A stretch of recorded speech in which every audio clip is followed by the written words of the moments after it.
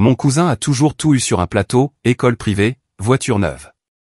Au dîner de Thanksgiving, il a appris que j'avais 10 € et a pété les plombs devant tout le monde.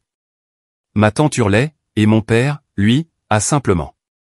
Je m'appelle Amélie et j'ai eu 32 ans le mois dernier. En grandissant, j'ai vu mon cousin Jacques tout recevoir sur un plateau d'argent pendant que je devais travailler pour chaque chose que j'ai jamais eue.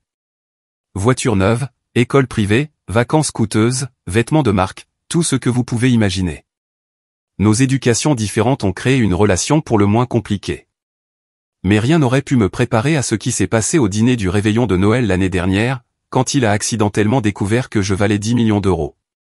J'ai grandi dans ce que la plupart considéraient comme une famille de classe moyenne solide dans une banlieue de Lyon. Mon père travaillait comme ingénieur électricien et ma mère enseignait en classe de CE1 à l'école primaire locale.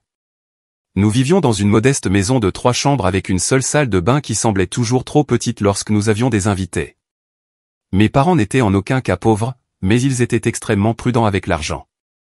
Chaque achat était planifié. Chaque dépense était suivie dans le carnet de budget méticuleux de ma mère, et les achats impulsifs étaient pratiquement interdits chez nous. L'argent ne tombe pas du ciel, Amélie, disait mon père chaque fois que je demandais quelque chose qui n'était pas absolument nécessaire. Si tu veux quelque chose de spécial, tu dois travailler pour l'obtenir. Cette philosophie a façonné toute mon enfance.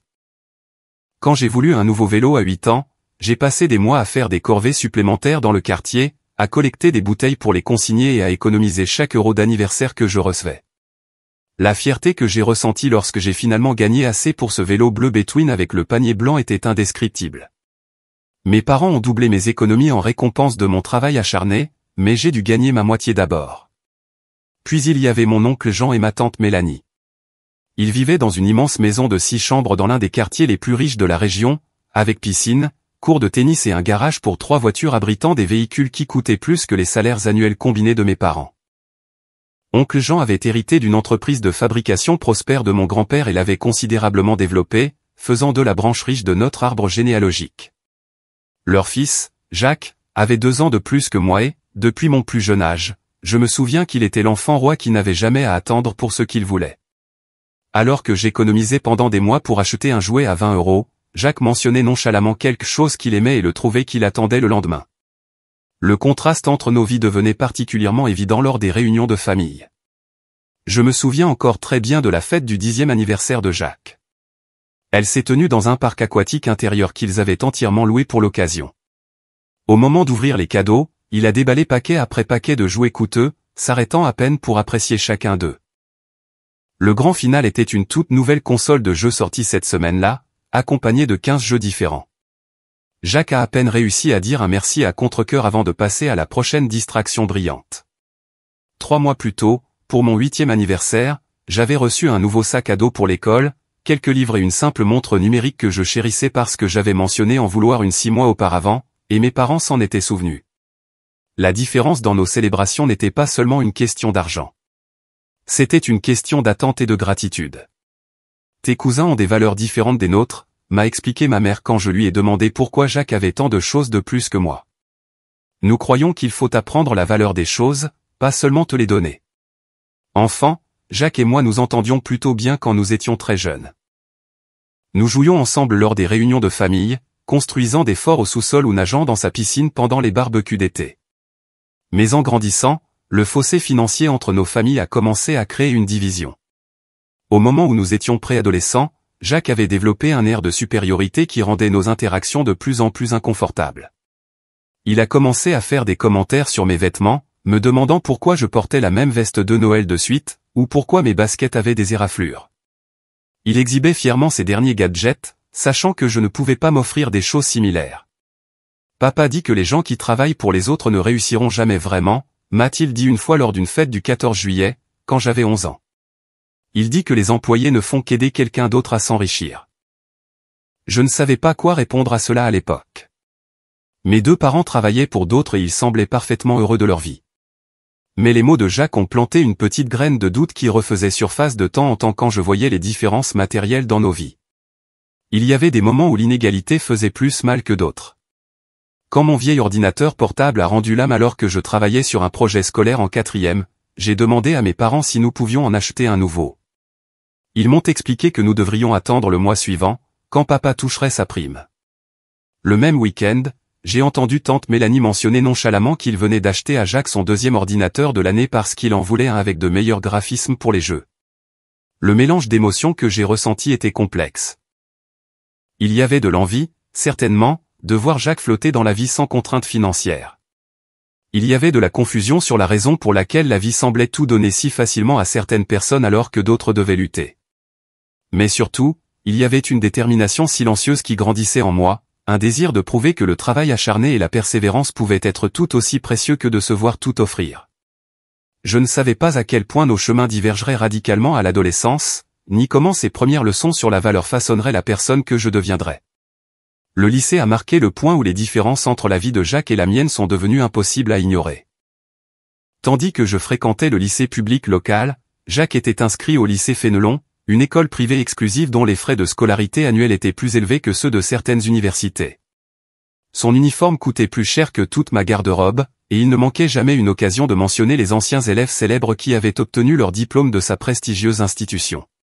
Pendant ma seconde, j'ai eu mon premier vrai travail dans un café local, travaillant les week-ends et quelques après-midi après l'école. Le salaire n'était pas génial, mais j'économisais chaque centime pour mes études supérieures.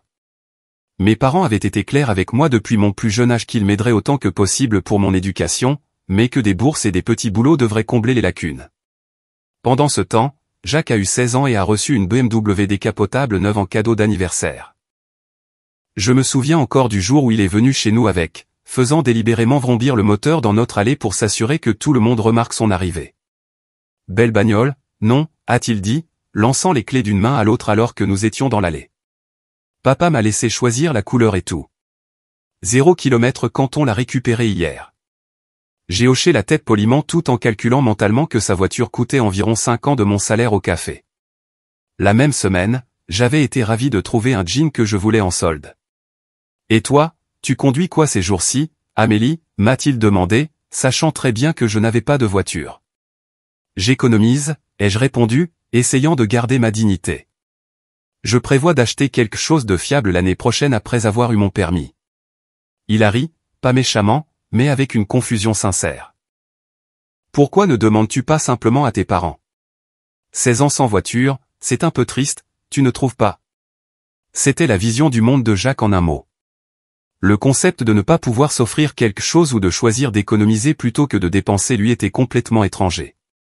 Dans son esprit, la seule raison pour laquelle quelqu'un n'avait pas quelque chose était parce qu'il ne l'avait pas encore demandé. En première, ma vieille Peugeot 206 que j'avais achetée pour 1 500 € est tombée en panne sur l'autoroute. La réparation allait coûter 800 €, de l'argent que je n'avais pas facilement disponible puisque je mettais tout de côté pour mon fonds d'études.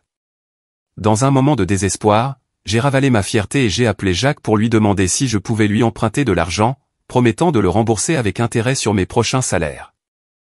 « Désolé, cousine, c'est beaucoup d'argent », a-t-il dit, semblant sincèrement désolé, mais ne faisant aucun effort réel pour aider. « Tu as demandé à tes parents ? Ou peut-être que tu pourrais prendre une carte de crédit ou quelque chose comme ça. » Ce soir-là, mon fil Instagram montrait Jacques dans un restaurant cher avec des amis. La légende disait « dîner improvisé ». Pourquoi pas ? L'addition visible dans le coin de la photo aurait couvert mes réparations de voiture 2 fois. J'ai fini par prendre des heures supplémentaires et emprunter 200 € à ma meilleure amie Sophie pour récupérer ma voiture. L'expérience m'a appris 2 leçons précieuses. Ne jamais compter sur l'aide financière de mon cousin et toujours garder un fonds d'urgence séparé de mes autres économies. Nos cérémonies de remise des diplômes du baccalauréat ont eu lieu des week-ends différents, donc nos familles ont assisté aux 2. La mienne était une affaire simple au stade de football, suivie d'un barbecue dans le jardin avec des amis proches et la famille. J'ai reçu un cadeau modeste mais significatif de mes parents, un ordinateur portable pour mes études et un chèque de 500 € pour m'aider avec les dépenses. La remise des diplômes de Jacques était une expérience entièrement différente. Son lycée a organisé la cérémonie dans une salle de spectacle ornée avec des programmes imprimés par des professionnels et des discours de dignitaires locaux. Ensuite, l'oncle Jean et la tante Mélanie ont organisé une fête somptueuse dans leur club privé avec au moins une centaine d'invités, un orchestre et un traiteur qui a dû coûter des milliers d'euros. Le cadeau de fin d'études qui attendait Jacques sur le parking était un Range Rover flambant neuf avec un énorme nœud rouge sur le dessus. Alors que la foule d'invités bien habillés s'extasiait, je suis resté en retrait et j'ai observé la réaction de mon cousin. Il semblait content, mais pas particulièrement surpris ou reconnaissant. C'était simplement ce à quoi il s'attendait.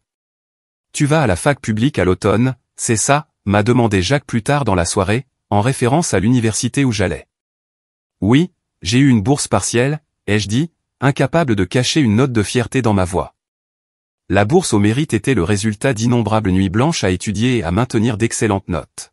« Cool, cool », a-t-il hoché la tête distraitement. « Moi, je vais à HEC Paris. Admission sur dossier familial.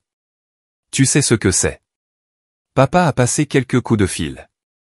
En fait, je ne savais pas ce que c'était. Mon admission à l'université avait été obtenue grâce à mes notes, mes résultats aux examens et des dissertations de candidature soigneusement rédigées, pas grâce aux relations familiales. Mais j'ai simplement souri poliment et je l'ai félicité. Alors que l'été s'estompait et que l'automne approchait, nos chemins ont divergé encore plus. J'ai travaillé à plein temps pour économiser chaque euro possible avant de commencer les cours. Pendant ce temps, l'Instagram de Jacques montrait un tour d'Europe estival, des festivals de musique coûteux et des virées shopping en préparation de son expérience en grande école. Le contraste dans nos parcours n'aurait pas pu être plus frappant. Jacques entrait dans l'âge adulte avec tous les avantages que l'argent pouvait acheter, tandis que je me préparais à travailler 2 fois plus dur pour la moitié du résultat. Du moins, c'est ce que je croyais à l'époque. Je n'avais aucun moyen de savoir à quel point nos histoires se dérouleraient différemment. L'université était à la fois plus difficile et plus enrichissante que je ne l'avais prévu. Ma bourse partielle couvrait environ 60% de mes frais de scolarité, me laissant responsable du reste, plus le logement, les livres et les frais de subsistance. Pour joindre les deux bouts, je travaillais comme assistante de recherche au département d'informatique pendant la journée et prenais des services le week-end dans un restaurant local. L'horaire était brutal, me laissant souvent avec seulement 5 ou 6 heures de sommeil. Mais j'étais déterminé à obtenir mon diplôme sans une dette écrasante. Je me suis spécialisé en génie logiciel, l'une des rares femmes dans un programme dominé par les hommes. Le premier semestre a été particulièrement difficile, avec plusieurs professeurs qui semblaient sceptiques quant à mes capacités et des camarades de classe masculins qui soit m'ignoraient, soit essayaient de m'expliquer des concepts de base que je comprenais déjà. Il y a eu des nuits où j'ai pleuré d'épuisement et de frustration, me demandant si j'avais choisi la bonne voie. Pendant ce temps, les réseaux sociaux de Jacques documentaient une expérience universitaire très différente. Ses photos de HEC montraient des soirées de fraternité élaborées, des week-ends à Paris et des vacances de printemps dans des destinations tropicales. Tous les quelques mois, il changeait de spécialisation, passant de l'économie aux sciences politiques puis à l'histoire de l'art, apparemment sans se soucier de créer un parcours éducatif cohérent. Maman et papa se fichent de ce que j'étudie tant que j'obtiens le diplôme de HEC, a-t-il expliqué lors d'une rare conversation téléphonique pendant notre 2e année. Ce sont les relations qui comptent de toute façon, pas les cours. Pendant ma 3e année, j'ai eu un moment décisif qui allait finalement changer la trajectoire de ma vie, bien que je n'ai pas reconnu son importance à l'époque. Je suivais un cours d'algorithmes avancés avec la professeure Amandine Martin, l'une des rares femmes membres du corps professoral du département. Après avoir rendu une solution particulièrement créative à un problème complexe, elle m'a demandé de rester après le cours. « Vous avez une façon unique de penser l'architecture des systèmes », a-t-elle dit en examinant mon travail. « Avez-vous réfléchi à l'endroit où vous voulez faire votre stage l'été prochain ?» J'ai admis que j'avais été trop concentré sur le paiement de mes études pour beaucoup penser au stage, d'autant plus que beaucoup des plus prestigieux n'étaient pas rémunérés, un luxe que je ne pouvais pas me permettre. La professeure Martin a secoué la tête. « Laissez-moi vous présenter à certains de mes anciens étudiants. Ils ont créé une petite entreprise de technologie il y a 2 ans, et ils recherchent des stagiaires talentueux. C'est payé, et si vous les impressionnez, cela pourrait mener à quelque chose de plus. » La semaine suivante, j'ai passé un entretien avec Visuitech, une start-up axée sur la création de logiciels de visualisation pour des ensembles de données complexes. L'équipe fondatrice, 3 jeunes diplômés et un développeur de logiciels chevronné, travaillait dans un entrepôt reconverti qui avait plus d'énergie que de commodité. On m'a offert un stage sur le champ avec un salaire qui m'a permis de réduire mes heures au restaurant. Dès le premier jour, je me suis jeté dans le travail. Alors que les autres stagiaires maintenaient des horaires stricts de 9h à 17h, je restais souvent jusqu'à minuit, fasciné par les problèmes que nous résolvions. L'équipe fondatrice a remarqué mon dévouement et a progressivement commencé à m'inviter aux réunions stratégiques et à me demander mon avis sur les décisions relatives aux produits. À la fin de l'été, le PDG, Michel, m'a appelé dans son bureau en désordre pour ce que je supposais être un bilan de fin de stage standard. Nous voulons que tu restes à temps partiel pendant l'année scolaire, a-t-il dit sans préambule. 20 heures par semaine, flexible autour de tes cours, et nous voulons t'offrir autre chose. Il a fait glisser un document sur le bureau. C'était une offre d'une petite participation au capital de l'entreprise, des fractions de points de pourcentage, mais une véritable propriété néanmoins. Tu penses comme une propriétaire, pas comme une employée, a expliqué Michel. Nous voulons rendre cela officiel. Cela pourrait ne rien valoir ou valoir quelque chose un jour si nous réussissons. Pas de pression de toute façon. J'ai signé les papiers ce jour-là, mais je n'ai parlé de la participation à personne dans ma famille. Cela semblait trop abstrait, trop comme vendre la peau de l'ours avant de l'avoir tué. Au lieu de cela, j'ai simplement mentionné que j'avais un bon travail à temps partiel dans mon domaine, ce que tout le monde a pris comme un autre exemple de mon éthique de travail. Pendant les vacances, je voyais occasionnellement Jacques, qui portait maintenant des vêtements de marque avec des étiquettes européennes et parlait sans cesse de son réseau de relations importantes. Il s'était décidé pour l'économie comme spécialisation, bien qu'il se plaignît constamment de la charge de travail et admit payer d'autres étudiants pour faire certains de ses devoirs. Les études, c'est juste une formalité, a-t-il insisté lors d'une conversation particulièrement irritante. Papa a déjà un poste qui m'attend dans l'entreprise après l'obtention de mon diplôme, un parcours de cadre dirigeant dès le premier jour. J'ai hoché la tête et changé de sujet, gardant mes pensées pour moi. Pendant que Jacques naviguait à travers ses études grâce à la réputation et au portefeuille de son père, je construisais quelque chose à partir de zéro, développant des compétences et des relations basées sur mon propre mérite. Le contraste entre nos approches n'aurait pas pu être plus frappant, mais j'avais depuis longtemps cessé de mesurer mon succès par rapport à ses avantages. À l'approche de la fin de mes études, j'ai reçu une offre d'emploi à temps plein de Visuitech avec un salaire modeste mais juste et des options d'achat d'actions supplémentaires. L'entreprise était passée de 8 employés à mon arrivée à près de 30, avec une liste de clients comprenant plusieurs entreprises du CAC 40. Nous fonctionnions encore grâce à du capital risque plutôt qu'à des bénéfices, mais la trajectoire était prometteuse. J'ai accepté le poste immédiatement, excité à l'idée d'aider à construire quelque chose de significatif plutôt que de simplement toucher un chèque de paie. Je ne savais pas que cette décision mènerait à une manne financière au-delà de tout ce que j'aurais pu imaginer et créerait un changement sismique dans ma relation avec mon cousin privilégié. 3 ans après l'obtention de mon diplôme, un mardi matin ordinaire, mon téléphone a vibré avec un texto de Michel, notre PDG.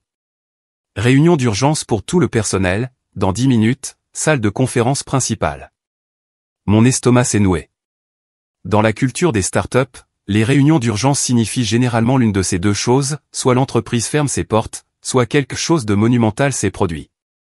Compte tenu de nos récentes difficultés à obtenir des financements supplémentaires, mon esprit a immédiatement craint le pire. Je me suis précipité vers la salle de conférence où la tension et la confusion remplissaient l'air alors que 30 employés se rassemblaient, chuchotant des spéculations. Michel est entré, suivi de notre équipe de direction, tous arborant des expressions que je ne pouvais pas tout à fait déchiffrer. Je vais aller droit au but, a dit Michel, sa voix tremblant légèrement. Il y a 30 minutes, nous avons signé les derniers papiers. Data Corp a acquis Visuitech pour 200 millions d'euros. La salle a explosé. Les gens se serraient dans les bras, pleuraient, se tapaient dans les mains, appelaient leur famille. Mon esprit s'est vidé alors que j'essayais de comprendre ce que cela signifiait. Plus tard cet après-midi-là, après des heures de célébration au champagne et les premiers briefings sur la transition, j'ai reçu un email avec le calcul de ma participation. En tant qu'employé de la première heure avec des options accumulées, ma part s'élevait à un peu plus de 5% de l'entreprise. L'acquisition se traduisait pour moi par 10,2 millions d'euros avant impôt. J'ai regardé le chiffre sur mon écran, incapable de comprendre qu'il se référait à de l'argent qui serait bientôt le mien. À peine 5 ans plus tôt, je faisais des doubles services pour pouvoir m'acheter des manuels scolaires. Maintenant, à 27 ans, j'étais multimillionnaire. Dans les jours qui ont suivi, j'ai rencontré des conseillers financiers qui m'ont aidé à comprendre comment gérer ma nouvelle richesse. J'ai remboursé mes prêts étudiants, acheté un appartement modeste mais confortable dans un quartier que je n'avais jusqu'alors que rêvé de pouvoir m'offrir, et mis de côté des fonds pour aider mes parents avec leur future retraite. Au-delà de ces mesures pratiques, j'ai fait peu de changements immédiats à mon style de vie. Ce que je n'ai pas fait, c'est parler de ma manne financière à qui que ce soit, à l'exception de mes parents. Après mûre réflexion, nous avons convenu de garder le montant exact privé, même vis-à-vis de la famille élargie.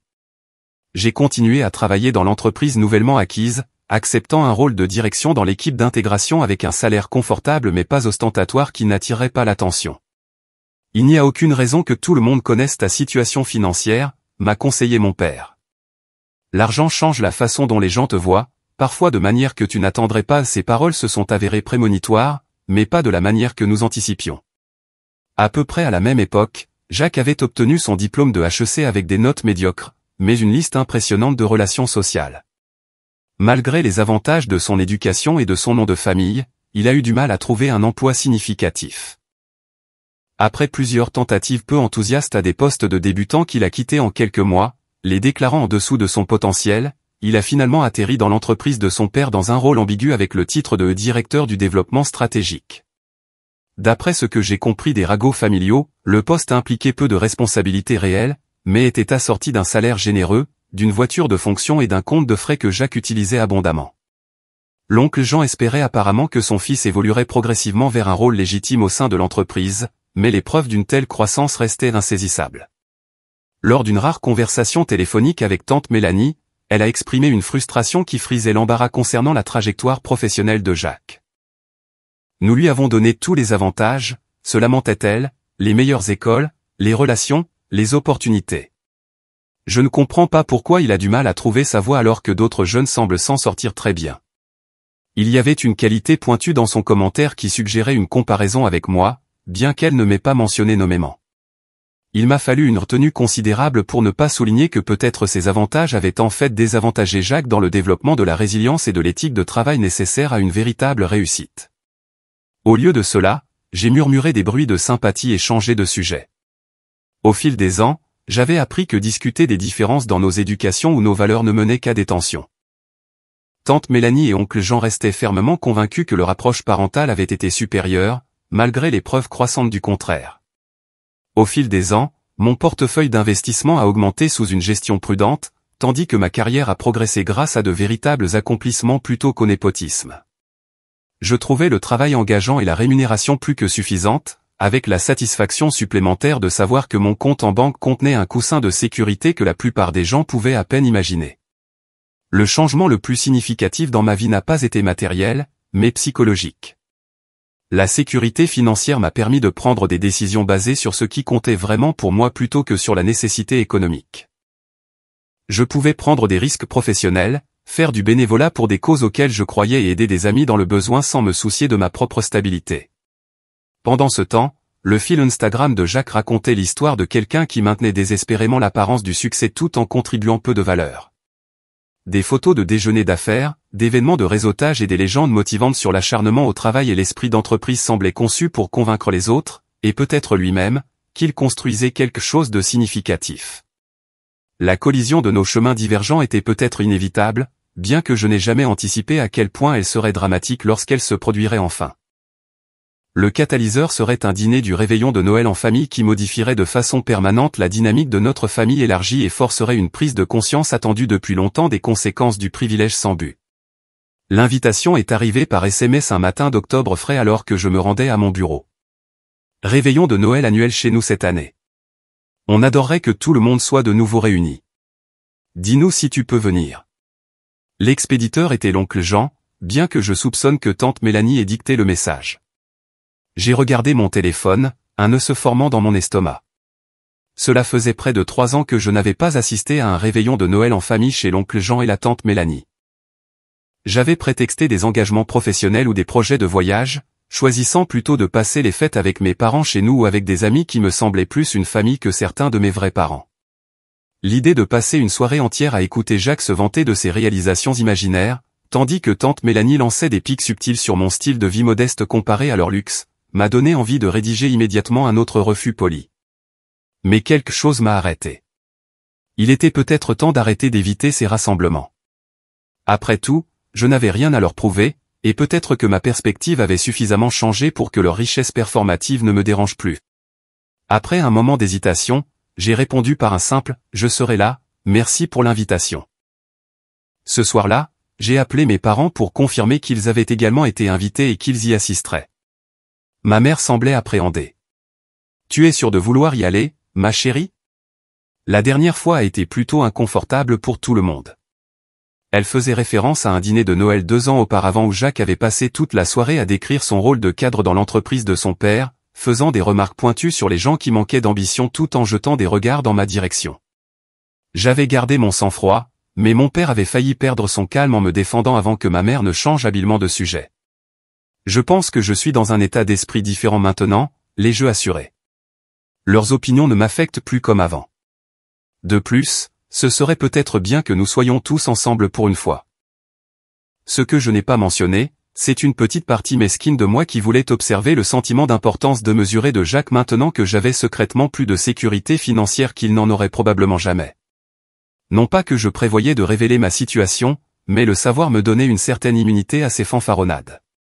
Alors que Noël approchait, je me suis retrouvé étrangement préoccupé par le cadeau à apporter à nos hôtes. Les années précédentes, j'avais apporté des bouteilles de vin à prix modeste ou des desserts faits maison qui étaient acceptés avec la plus légère pointe de condescendance. Cette année, je pouvais me permettre d'acheter quelque chose d'impressionnant, mais cela semblait jouer le jeu de leur système de valeurs matérialistes. Après mûre réflexion, j'ai opté pour un équilibre, achetant une bouteille de whisky en édition limitée que l'oncle Jean avait mentionnée une fois avec admiration, accompagnée d'une carte manuscrite exprimant une gratitude sincère pour l'invitation. Ce n'était ni ostentatoire ni inadéquat, un petit reflet de ma relation évolutive avec l'argent. La semaine avant Noël, j'ai dîné avec David, qui avait été brièvement mon petit ami à l'université avant que nous ne réalisions que nous fonctionnions mieux comme amis. Il était depuis devenu un conseiller financier prospère et était l'une des rares personnes au courant de ma manne financière, m'ayant aidé à structurer certains de mes premiers investissements. Alors, tu vas volontairement passer le réveillon de Noël avec les gens qui ont été condescendants envers toi toute ta vie, a-t-il demandé, incrédule, après que j'ai mentionné mes projets. C'est soit très éclairé de ta part, soit complètement masochiste. J'ai ri. Peut-être un peu des deux. J'ai juste l'impression que je les évite depuis des années et qu'il est peut-être temps d'arrêter de leur donner ce pouvoir. De plus, mes parents seront là et ils ne devraient pas avoir à gérer ces dynamiques sans moi. David a hoché la tête pensivement. Promets-moi juste une chose. Si Jacques commence son numéro habituel sur le fait d'être un self-made man tout en se vantant simultanément que ses parents financent toute son existence, tu envisageras au moins de laisser tomber le plus petit indice sur ta valeur nette réelle. L'expression sur son visage vaudrait bien le drame familial. C'est exactement ce que je ne vais pas faire, ai-je insisté, bien que je n'ai pas pu m'empêcher de sourire à l'image. Le but, c'est que je n'ai plus besoin de validation externe, surtout pas de la part de personnes dont je ne partage pas les valeurs. Très mature, a concédé David. Mais mon offre tient si tu changes d'avis. Je serais même prêt à débarquer pour le dessert en tant que ton faux conseiller financier avec une affaire urgente concernant ton portefeuille à 8 chiffres si tu me donnes le signal.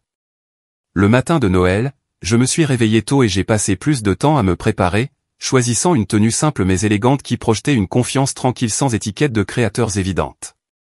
La contradiction ne m'a pas échappé, me soucier de mon apparence pour des gens dont je prétendais ne pas avoir besoin de l'approbation, mais je l'ai rationalisé comme une armure plutôt qu'une tentative d'apaisement. Le trajet jusqu'au manoir de banlieue de l'oncle Jean et de la tante Mélanie a duré 45 minutes, chaque kilomètre augmentant la tension que je ressentais malgré mes meilleurs efforts de pleine conscience. Leur maison était exactement comme je m'en souvenais, imposante et parfaitement entretenue, avec des décorations de Noël installées par des professionnels et une allée circulaire maintenant remplie de véhicules de luxe, y compris ce que je supposais être la dernière acquisition de Jacques, une Tesla noire brillante. Prenant une profonde inspiration, j'ai rassemblé le whisky, un bouquet de fleurs et ma résolution avant de me diriger vers la porte d'entrée. Avant que je puisse sonner, la porte s'est ouverte pour révéler tante Mélanie, impeccablement habillée et coiffée comme toujours. « Amélie, ma chérie, tu es venue » s'est-elle exclamée avec un enthousiasme fabriqué, me faisant la bise sur les 2 joues. « Ça fait bien trop longtemps. » « Entre. » « Entre. » Tout le monde est dans le grand salon.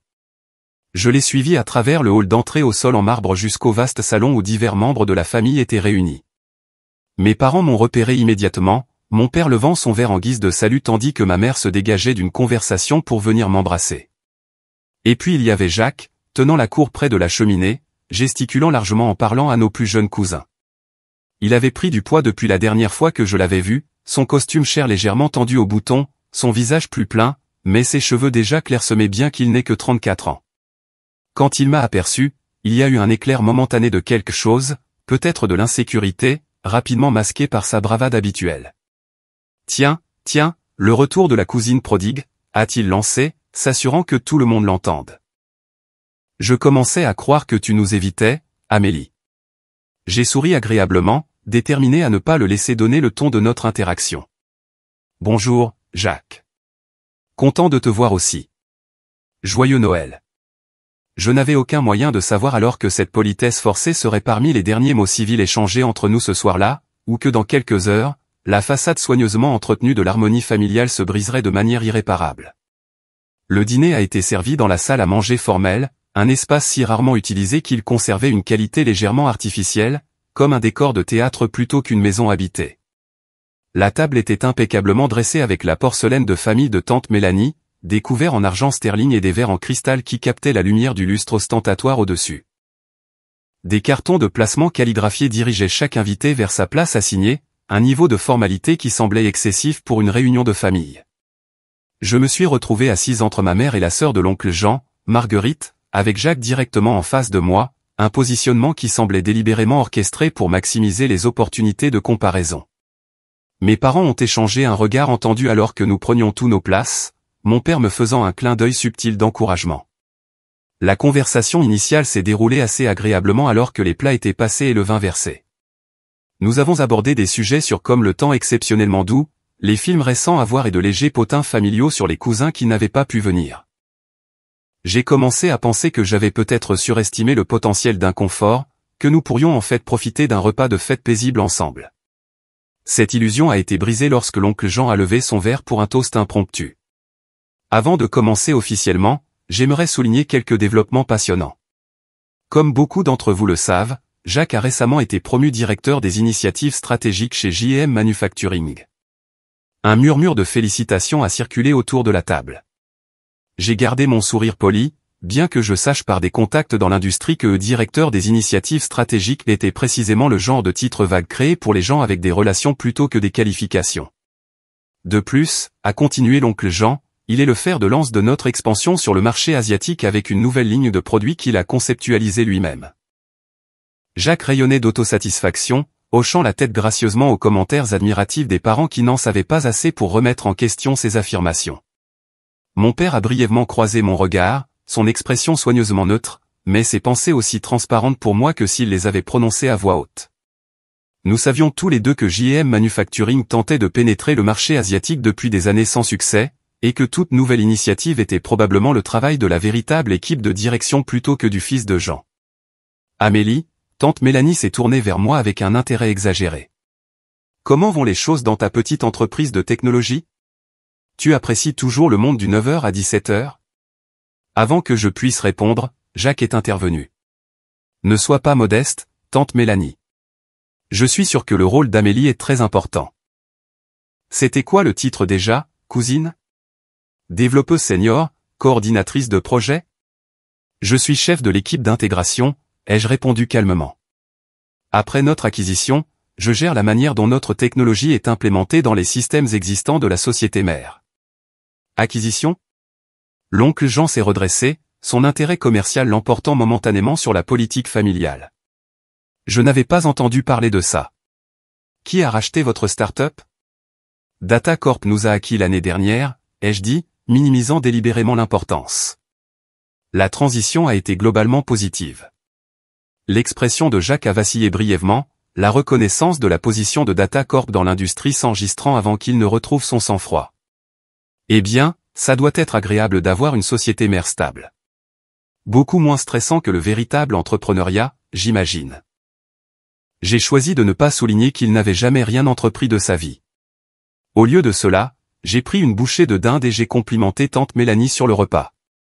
La conversation a dérivé vers d'autres sujets alors que nous progressions à travers plusieurs plats, chacun plus élaboré que nécessaire.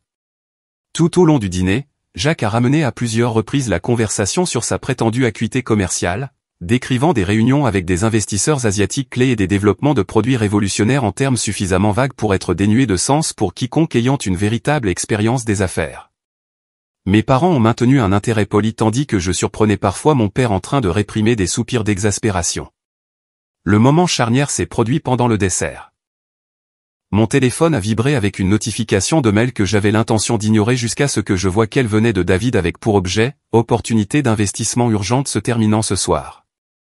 Étant donné sa connaissance de mes plans pour le réveillon, je soupçonnais que c'était réellement urgent plutôt que sa blague promise sur mes finances. « Excusez-moi », ai-je dit en me levant de table. Je dois m'occuper d'une petite affaire professionnelle. Tout a l'air délicieux. Je reviens tout de suite. Je suis passé dans le bureau adjacent pour plus d'intimité, parcourant rapidement l'email de David sur une opportunité d'investissement limitée dans une start-up prometteuse de technologie verte. Les conditions semblaient favorables et l'entreprise correspondait à mon intérêt pour les investissements durables. J'ai répondu en confirmant mon intérêt pour allouer 2 millions de mon portefeuille diversifié, ajoutant un post-scriptum demandant comment se passait son propre réveillon. Alors que j'appuyais sur envoyer, je me suis rendu compte que quelqu'un entrait dans la pièce derrière moi. En me retournant, j'ai trouvé Jacques debout, inconfortablement prêt.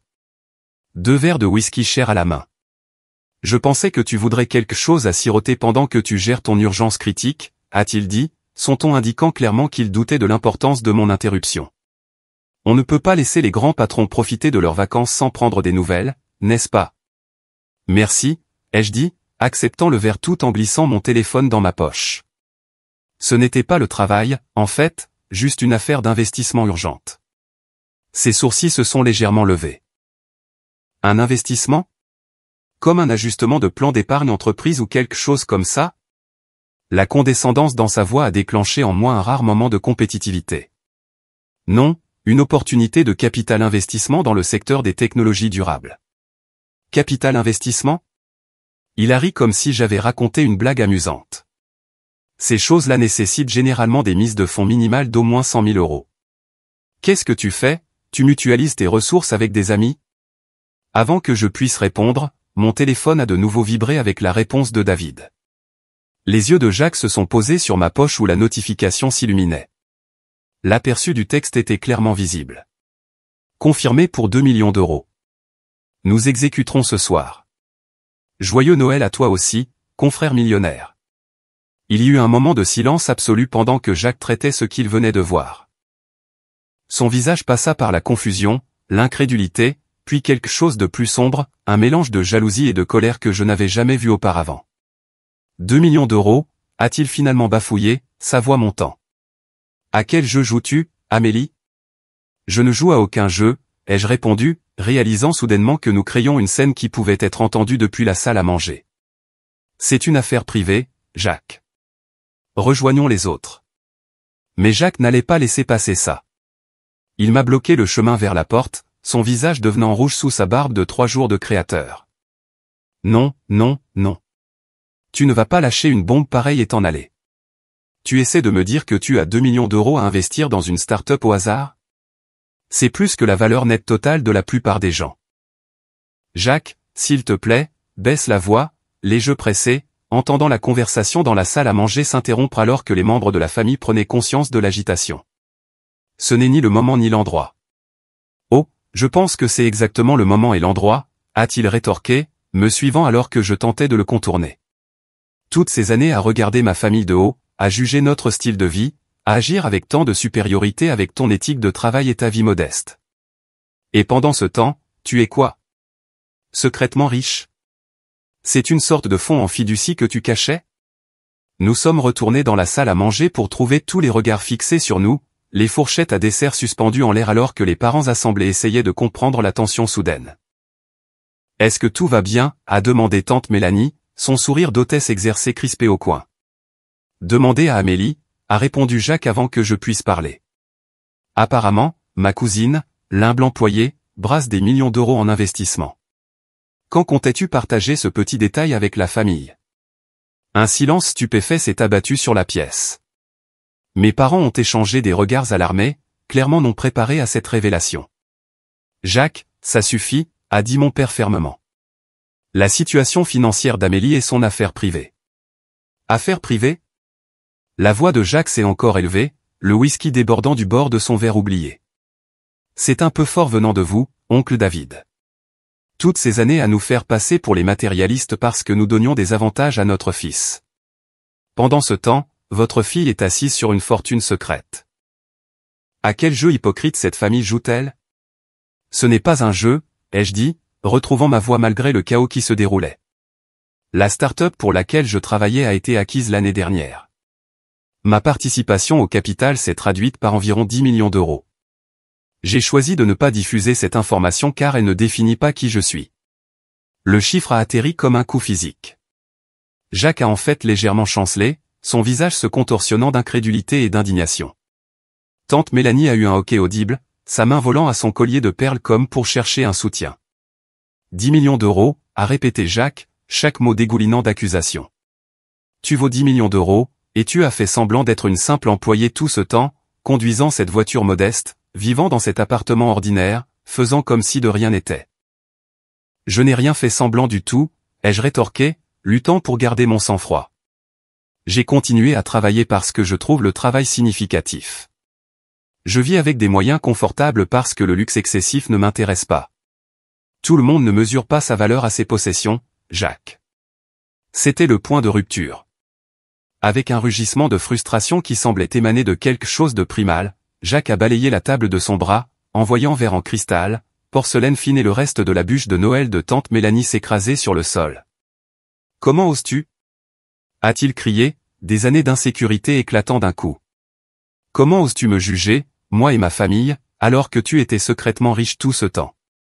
Au moins, nous sommes honnêtes sur qui nous sommes. » Tante Mélanie a fondu en larmes, non pas pour sa vaisselle brisée, mais apparemment à cause de la révélation elle-même. « Ce n'est pas juste, a-t-elle gémi, se tournant accusatrice vers mon père. Vous nous avez toujours fait nous sentir mal de donner des avantages à Jacques, de vouloir qu'il ait les meilleures choses. Et pendant tout ce temps, votre fille accumulait une fortune en secret. » Mon père, normalement la personne la plus calme que je connaisse, s'est levé lentement de sa chaise, sa voix d'un calme mortel. « Mélanie, ce qui n'est pas juste, c'est ta mécompréhension fondamentale de ce que nous avons enseigné à notre fille. Amélie a gagné chaque centime de cet argent par son travail acharné, son intelligence et des qualités de caractère que nous avons privilégiées par rapport aux biens matériels. Le fait que toi et Jacques ayez immédiatement supposé qu'il devait y avoir une sorte de tromperie en dit long sur vos valeurs, pas sur les nôtres. » La pièce est tombée dans le silence, à l'exception des sanglots continus de tante Mélanie et du son de la respiration haletante de Jacques alors qu'il me regardait avec une hostilité non dissimulée. J'ai travaillé pour tout ce que j'ai, ai-je dit doucement, m'adressant non seulement à Jacques, mais à toute la famille stupéfaite. Chaque opportunité, chaque réalisation, chaque euro. Personne ne m'a rien donné sur un plateau. Pendant des années, je vous ai écouté dénigrer mes choix, insinuer que je manquais d'ambition ou de succès parce que je n'étalais pas la richesse ou le statut. Je n'ai jamais corrigé ces suppositions parce que je ne mesure pas ma valeur selon vos standards, et je ne vais pas commencer maintenant. J'ai pris mon sac à main et mon manteau, soudainement épuisé par toute cette mascarade. Merci pour le dîner. Je pense qu'il est préférable que je parte maintenant. En me dirigeant vers la porte, j'ai fait une pause pour poser la bouteille de whisky que j'avais apportée sur la table d'appoint, toujours soigneusement emballée avec sa carte manuscrite. Elle semblait maintenant être le symbole de quelque chose, une offrande de paix rendue insignifiante par le gouffre de compréhension qui s'était enfin, irrévocablement, révélé. Derrière moi, je pouvais entendre Jacques continuer à fulminer, sa voix se brisant d'émotion. Elle se croit tellement meilleure que tout le monde, la petite mademoiselle parfaite avec ses millions secrets, pendant que le reste d'entre nous ne sommes que des matérialistes superficiels à ses yeux. La dernière chose que j'ai entendue en fermant la porte d'entrée était l'accusation stridente de tante Mélanie dirigée contre mes parents. C'est votre faute. Vous l'avez élevée pour qu'elle nous juge. L'air froid de décembre m'a frappé le visage comme une gifle bienvenue, dissipant le brouillard émotionnel de la salle à manger alors que je me dirigeais vers ma voiture, les mains tremblant légèrement en cherchant mes clés. Ce qui venait de se passer semblait capital, une collision de visions du monde qui s'était construite pendant des décennies, pour finalement éclater avec une force qui avait détruit plus qu'un simple dîner de Noël. Le trajet de retour de la maison de mon oncle et ma tante s'est déroulé dans un flou. Les lampadaires s'étiraient, déformés par des larmes que je n'avais pas réalisé couler. Au moment où je suis arrivé dans le parking de mon immeuble, un vide creux s'était installé dans ma poitrine, remplaçant la colère et la défensive d'un peu plus tôt. Je n'étais pas contrarié par la révélation de ma situation financière, cela allait forcément se savoir un jour. Et peut-être y avait-il même un certain soulagement à ce que ce soit connu.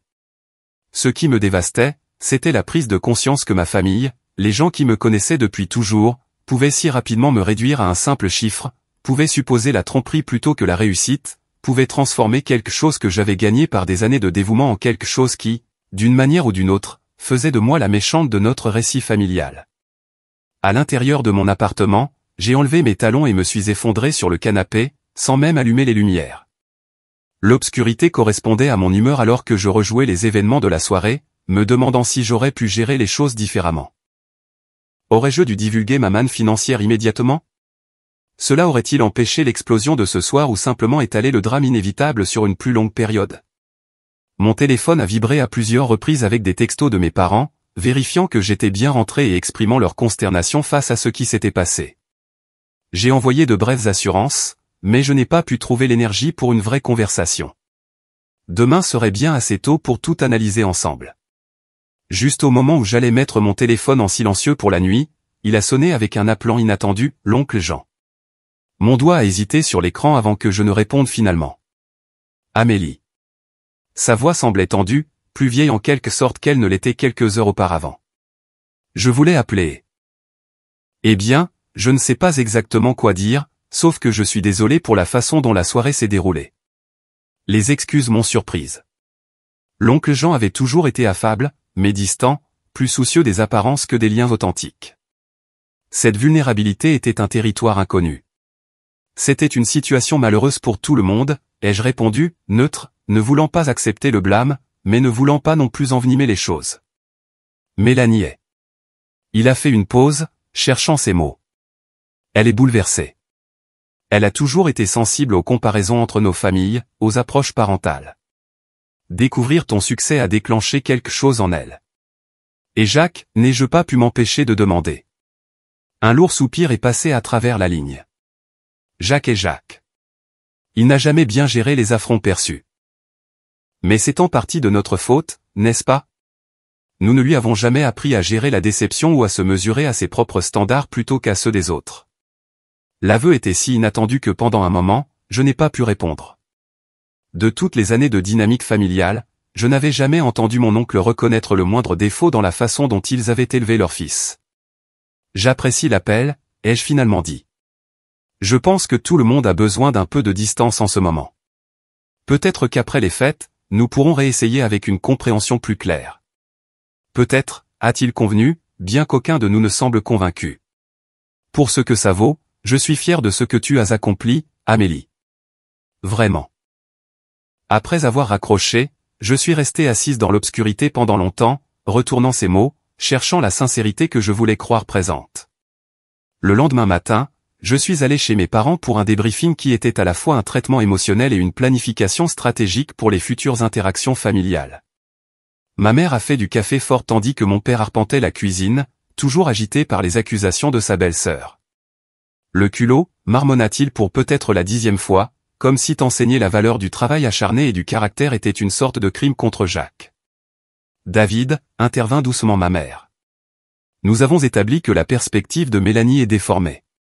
Le répéter n'aide personne, et surtout pas Amélie.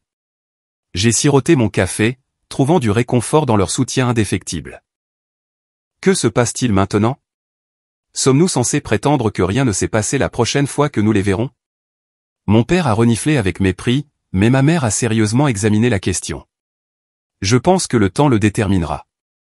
Les familles ont surmonté des tempêtes pires. Mais peu importe ce qu'ils choisissent de faire, tu n'as rien à t'excuser. Ton succès est mérité, et tes choix sur la façon de gérer ce succès reflètent des valeurs que nous sommes fiers d'avoir inculquées. Elle a tendu la main sur la table pour serrer la mienne. La vraie question est ce que tu veux pour l'avenir. Veux-tu une relation avec cette partie de la famille? À quelles conditions? C'était une question à laquelle je ne pouvais pas répondre immédiatement, mais qui guiderait mes réflexions dans les mois à venir. 3 mois après le désastre du réveillon, j'ai reçu un texto surprenant de tante Mélanie. Jacques a commencé un nouveau travail aujourd'hui. Pas dans l'entreprise familiale. Débutant dans une agence de marketing en ville. Son choix. Je pensais que tu aimerais le savoir. Le message, dépourvu de sa manipulation émotionnelle habituelle ou de son agressivité passive, semblait être une sorte de rameau d'olivier. J'ai répondu avec un simple encouragement. C'est un grand pas, je lui souhaite le meilleur. Par les ragots de la famille, j'ai appris plus de détails plus tard. Après la révélation de Noël, Jacques avait apparemment traversé une sorte de crise d'identité, culminant dans la décision d'essayer de construire une carrière sans les relations ou le soutien financier de son père. C'était le premier emploi qu'il avait jamais obtenu entièrement par ses propres mérites, et bien que le poste de débutant soit une régression significative par rapport à son rôle de cadre fabriqué, on disait qu'il s'appliquait réellement avec une diligence inattendue. Pendant ce temps, j'avais fait ma propre introspection. La sécurité financière qui m'avait semblé être une victoire privée me semblait maintenant porter une responsabilité. Après des consultations avec des conseillers financiers et une réflexion considérable, j'ai créé un fonds de bourse d'études pour les étudiants de première génération en technologie, en particulier ceux qui travaillaient tout en poursuivant leurs études. La dotation initiale était de 2 millions d'euros, assez pour soutenir 10 étudiants par an avec les frais de scolarité et des allocations.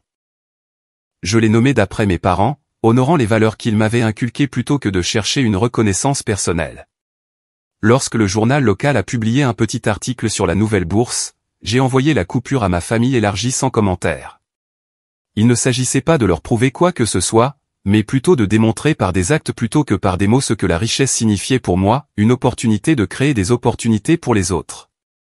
Une année complète s'est écoulée avant que je ne revoie Jacques. C'était au mariage d'un cousin, un territoire neutre où les politiques familiales étaient temporairement suspendues au service de la célébration. Il m'a approché pendant la réception, visiblement plus mince qu'à Noël, son costume de marque remplacé par quelque chose de plus modeste, mais mieux ajusté. « Salut », a-t-il dit maladroitement, tendant la main. « Ça fait un bail. » Je l'ai serré, cherchant sur son visage des signes de l'hostilité qui avaient défini notre dernière rencontre. Au lieu de cela, j'ai trouvé quelque chose d'inattendu, l'humilité. « J'ai entendu dire que tu avais fait des changements, ai-je proposé, lui donnant une ouverture. Il a hoché la tête, regardant son verre d'eau gazeuse plutôt que le champagne que les autres portaient.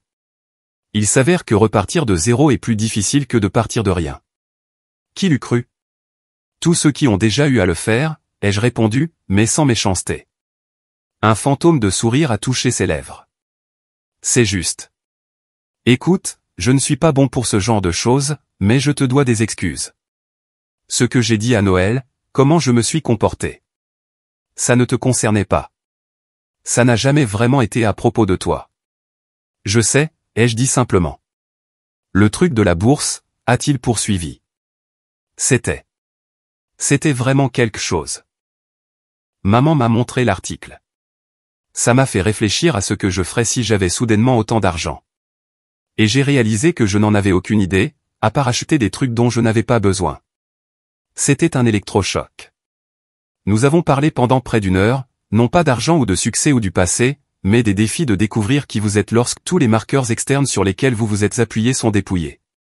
Pour peut-être la première fois de notre vie, nous avons parlé d'égal à égal, chacun reconnaissant nos propres luttes et notre croissance sans comparaison ni jugement.